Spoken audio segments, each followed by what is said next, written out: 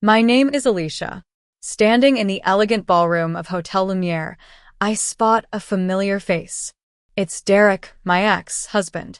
He looks thinner, with streaks of gray at his temples. When our eyes meet, time seems to stand still for a moment. Derek walks over, holding a glass of wine. "Alicia, I didn't think you'd come," he says, his voice rougher than I remember. I reply calmly, "I didn't think I'd see you here either." This encounter takes me back to a time when my world was shattered. I'm a 38-year-old lecturer in business administration at a university in Seattle. My parents were hard, working, and honest people. My father was a carpenter, always teaching me the value of hard work, and my mother was a nurse who instilled in me kindness and empathy. Derek and I had been together for 15 years. To the outside world, we were the perfect couple. We had a beautiful house in the suburbs, 2 stable jobs, and annual vacations. But beneath that perfect surface, cracks were forming, and I just chose to ignore them. One evening, Derek was in the shower. The sound of running water from the bathroom was a backdrop to a life-changing moment. His phone, carelessly left on the nightstand, pinged.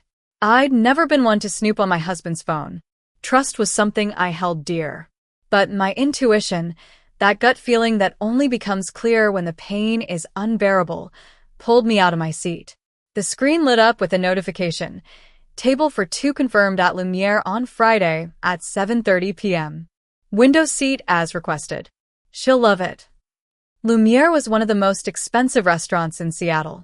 We had once planned to go there for our 10th anniversary, but it was canceled due to his work trip. And now he was planning a romantic evening there for someone else. I didn't intend to unlock his phone, but my hand moved before I could stop it. The passcode was still our wedding date. What I found was a world of betrayal. Messages, photos, and full conversations spanning almost a year with a woman named Lily. Lily worked in the marketing department at the law firm where Derek was a partner. They chatted constantly about the most intimate details of their lives. There were also photos from a work trip to Portland, with Lily in Derek's arms, his smile so bright that I hardly recognized the man who had stood by me through tough times. I was in shock. I wanted to scream and throw the phone, but I just stood there, my knuckles white and my heart pounding. Derek called from the bathroom, asking about his blue tie, as if nothing was wrong. I placed the phone back and replied coldly. That night, I lay beside him, my back turned, listening to his steady breathing while I was tense like a drawn bow.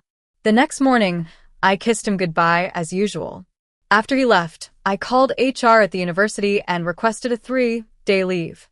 I needed time to prepare, not to cry, but to take action. I decided to expose their affair. I found Lily's husband, Ryan, an executive architect at a big design firm in downtown Seattle.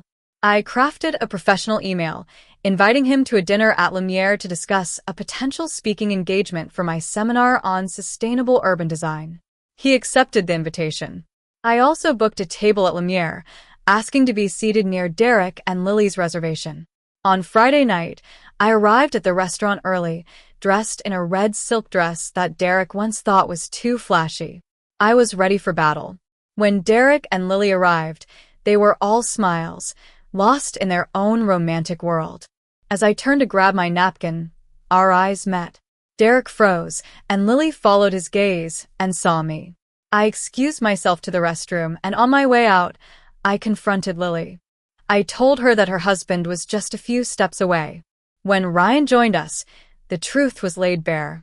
After the confrontation, we were moved to a private room. Derek tried to apologize, but I was done listening.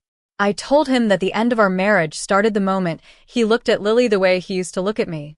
I pulled out a hotel key and told him I'd be staying at the hotel across the street. The next morning, I returned home to find Derek waiting. He begged me to give him another chance, but I was firm. I told him I'd informed his family and friends about his affair. He was more worried about his reputation than our marriage, which made me realize that I had to leave.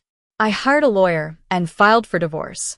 In the following weeks, Derek tried to win me back, but I didn't respond. 3 weeks later, a friend saw Derek and Lily looking dejected at a cafe. Spring came, and I was starting to rebuild my life. Ryan and I, both survivors of betrayal, had stayed in touch. We started having regular coffee meetups. One day, he asked me if I was ready to try a relationship based on trust and honesty. I realized that I was slowly opening up to the idea. Back in the ballroom, Derek says, "He's a good man. You deserve a fresh start." I place my hand over my heart and say sincerely, "Thank you, and so do you. Just start again when you're ready not to hurt anyone." As I leave the party with Ryan, I look up at the starry sky. I once thought betrayal was the end, but now I know it was just a pause, leading me to a better path. I'm Alicia, strong, steady, and free, and I've chosen myself with no regrets.